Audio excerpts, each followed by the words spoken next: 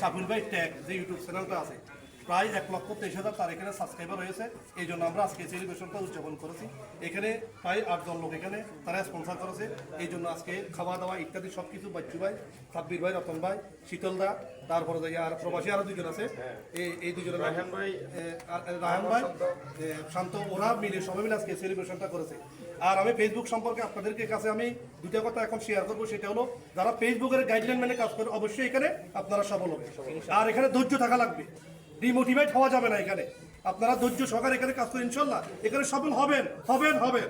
আমার কথা হলো যারা ধৈর্য ধরে রেগুলারলি মেনটেন করে প্রত্যেক দিন ভিডিও আপলোড দিবেন অবশ্যই এখানে আপনারা সাকসেস হবেন।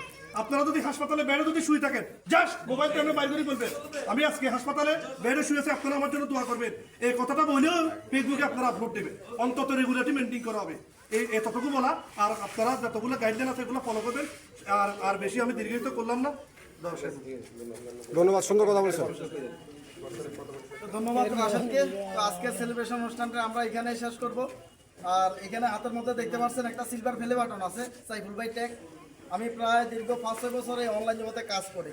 আমার এর আগে আরও 2টা চ্যানেল ডিজেবল হয়ে গেছে। আমার 2020 সালে একটা চ্যানেল